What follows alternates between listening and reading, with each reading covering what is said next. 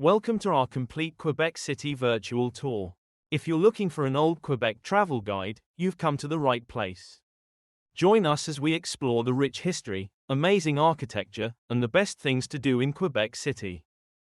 We started our tour, heading under the Dufferin-Montmorency Highway, where drab concrete pillars have been transformed into an open-air art gallery, known as Les Fresques des Piliers, or the Pillar Frescoes. These beautiful murals turn the heavy infrastructure into a captivating gateway, featuring striking optical illusions of surreal winding staircases, a theatrical tribute to Quebec's circus heritage, and a carved Gothic cathedral facade. We pass by the Stadacona paper mill as we leave the city and the heavy industry area, reaching a highway to travel alongside the mighty St. Lawrence River. The paper mill is an iconic building, built in the 1920s, for the then booming newsprint industry. Thanks to Quebec's abundant forests and powerful waterways, by 1926, Canada was the largest producer of newsprint in the world. Today, the mill is still operational, owned by White Birch Paper. Anchored along the St. Lawrence River we are driving beside, the mill sits within the Port of Quebec, Canada's oldest inland port. The port has continuously adapted since 1608, transforming from an early fur trading outpost into today's vital, deep-water hub for international cargo. And the river is the foundational reason for the region's settlement, survival, and success. When Samuel de Champlain founded Quebec City in 1608, he didn't choose the spot randomly.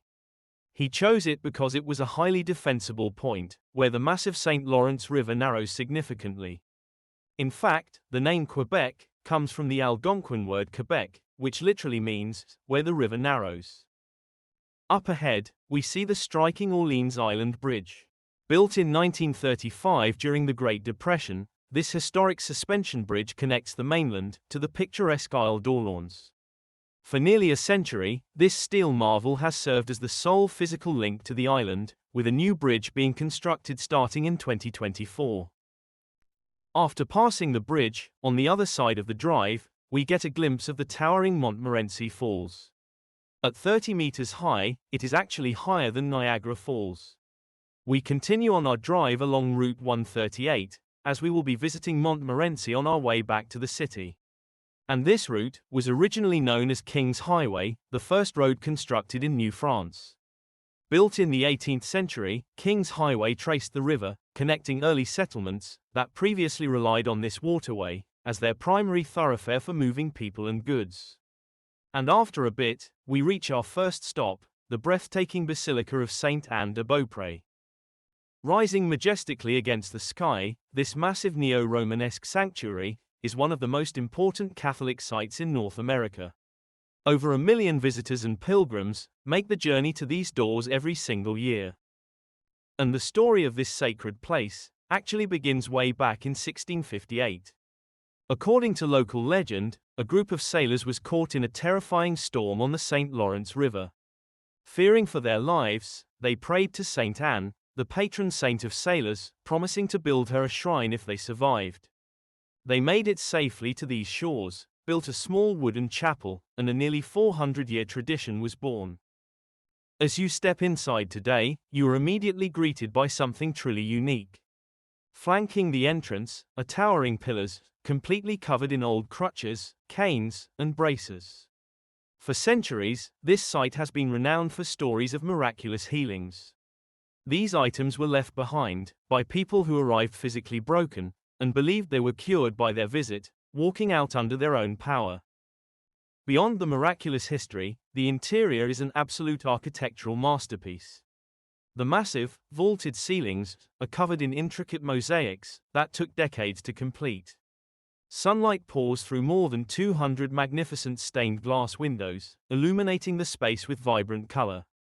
It is a place of incredible peace, stunning art, and rich Quebec history. After visiting the church, we paused at a charming, time capsule of a stop. Tucked right into the lush green hillside along the road is a classic 19th century stone root cellar. Farmers used them to store vegetables, protecting the food throughout the entire winter. And just a bit down the road, we visit Chez, a beloved, historic bakery. The bakery operates out of a beautiful historic stone homestead that was originally built in 1652. They are known for their homemade bread, served by the slice, and slathered with delicious maple butter or assorted jams. The site is deeply rooted in local history, as the fourth generation of the family currently lives on the property and keeps the traditions alive. The traditional outdoor stone bread oven, the exact kind used to bake their famous loaves, is an impressive 150 years old. Beyond the baked goods and maple products, the building functions as a historic destination, where visitors can purchase souvenirs and view old photographs that celebrate the rich heritage of the area. And then, on our way back to the city, it was time to stop at the impressive Montmorency Falls. This amazing force of nature has captivated explorers for centuries. In fact, it was named way back in 1613 by the famous French explorer Samuel de Champlain, who dedicated it to the Duke of Montmorency. The falls are formed by the Montmorency River, dropping off the Laurentian Plateau directly into the mighty St. Lawrence River below. And one of the most thrilling ways to experience the falls is to step out onto the suspension bridge, hanging directly over the crest.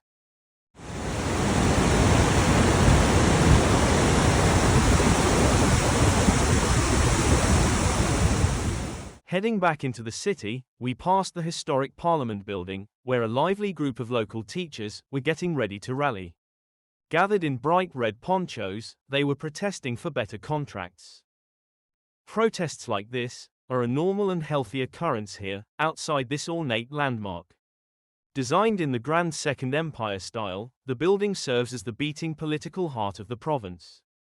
Completed in 1886, this architectural masterpiece brings a distinct touch of Parisian grandeur right to North America. Next, we head up from the St. Lawrence River to the top of Cap Diamant to take a quick drive by the magnificent Citadel of Québec. Often called the Gibraltar of the Americas, it is a star-shaped fortress, and the largest of its kind ever built by the British in North America. Following the War of 1812, the British spent decades constructing this impenetrable stronghold to defend against a potential American invasion. While it incorporates older French defensive walls, the massive fortifications standing today were largely completed around 1850. Fascinatingly, this is not just a relic of the past. The citadel remains a fully active military base today. It is the proud home of the Royal 22e Regiment, Canada's legendary French-speaking infantry unit, and even serves as an official residence for the Governor-General. We also pass by the historical cannon display, where captured foreign artillery, like German World War I field guns, stand as proud war trophies, honoring the bravery of Canadian soldiers. We also pass by the Joan of Arc Garden. Created in 1938 by landscape architect Louis Perrin, the garden blends formal, geometric French landscaping with lush, overflowing English-style flowerbeds. And although Joan of Arc did not have anything to do with the history of Quebec, since it was donated by an American couple, she was placed here to represent the universal symbol of French courage and to honor the fallen soldiers of 1759. Continuing our tour, we drove down the vibrant Grande Allée, often referred to as the Champs-Élysées of Quebec City. It is packed with restaurants, boutique shopping, and outdoor terraces, hosted in transformed, 19th-century Victorian mansions. The Grande Allée led us right to the towering St. Louis Gate, one of the few surviving entryways that leads into the fortified walls of Old Quebec.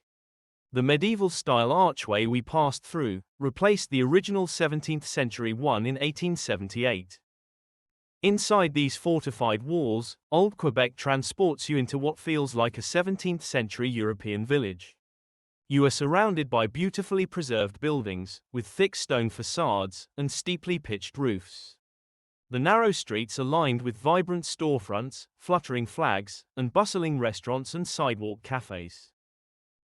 Founded in 1608 by French explorer Samuel de Champlain, Old Quebec is widely considered the cradle of French civilization in North America. Over the centuries, control of this strategic promontory eventually shifted to the British, who built up the massive defensive walls that still stand today. But these famous walls almost did not survive. By the 1870s, city planners wanted to tear them down to make way for modern traffic. Thankfully, Governor-General Lord Dufferin stepped in to save them, recognizing their immense historical value. Because of that fight for preservation, Old Quebec remains the only fortified city north of Mexico, with its original gates and ramparts intact. And in 1985, this incredible dedication to history earned the district the prestigious title of a UNESCO World Heritage Site. And with this rich history, it is no wonder that this famous Fairmont Le Château Frontenac is considered the most photographed hotel in the entire world. Opening in 1893, with its soaring copper roofs and fairy tale turrets, it wasn't actually the first castle on this cliff.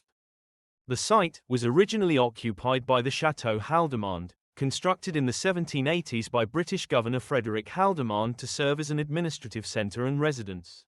And directly next to the hotel, buried beneath the Dufferin Terrace boardwalk, are the ruins of the even older Château St. Louis, which started with a fort built by Samuel de Champlain in 1620. So it is only fitting that a statue of Samuel de Champlain is also located here. It honors him as the father of New France, as he founded Quebec City in 1608 and made it the first permanent French settlement in North America. We pass by the UNESCO monument that celebrates the city's status as a World Heritage Treasure, a testament to the decades of effort that went into preserving its history and beautiful architecture, such as this grand, copper-domed government office building. Continuing through the winding streets, we admire the preserved, 19th-century residence, or Palace of the Bishop. Part of the Archdiocese of Quebec, the buildings reflect the significant role that the church held in the city's development. Across from it, we find Montmorency Park. Originally cleared in 1617, it was actually the site of the very first farm in the French colony. And then we pass under the Prescott Gate. Initially built in 1797, and named after British Governor-General Robert Prescott, the first gate was demolished in 1871. The current structure was erected in 1983, and now serves as a pedestrian walkway along the top of the defensive walls. The walkway is a 4.6-kilometer loop that provides spectacular views of the river and historic architecture. And speaking of architecture, now in Lower Town, we get an amazing view of the Fairmont Le Château Frontenac, and you can see why it is photographed so often. Old Quebec is made up of two distinct sections. Lower Town is the historic port district, and actually the site of the original French settlement. It is situated between the base of the cliff and the St. Lawrence River. Upper Town is where the Fairmont Le Château Frontenac sits, looking down over the city. It is the area built high up on the Cap Diamant cliff, surrounded by the defensive stone walls. And here, alongside one of the old defensive walls, we travel along Rue des Remparts, originally a military service road, which features historic British cannons. And as you can see, there is a wooden top to these walls here. Before Quebec was recognized by UNESCO, because people that lived here wanted a view, they convinced the city to cut the wall down to this height. Leaving them intact, but lowered with the cannons placed there, was a great compromise, as it preserved the military heritage, while opening up the spectacular views. And some fun facts, as we wind down our Quebec tour. Take Pub St. Patrick up ahead. While Quebec is famous for its French roots, it actually has a massive Irish history. By the mid-1800s, English-speaking immigrants, mostly fleeing the Irish famine, made up over 40% of the city. If you do speak French, listen closely to the locals. The Quebecois accent is a linguistic time capsule. It preserves phrases and pronunciations from 17th-century French sailors that have completely vanished from modern-day Paris. And those steep, picturesque metal roofs. They weren't just for shedding heavy snow. Metal was legally required centuries ago to stop stray chimney sparks from burning the wooden city down. We go through a third gate, the Kent Gate. Built in 1879 for beauty rather than defense, it features a romantic, medieval design. Queen Victoria actually helped fund it to honor her father, the Duke of Kent. And with that, we end our tour. Thanks for watching. If you enjoyed the video, please subscribe, leave a comment, and hit that like button.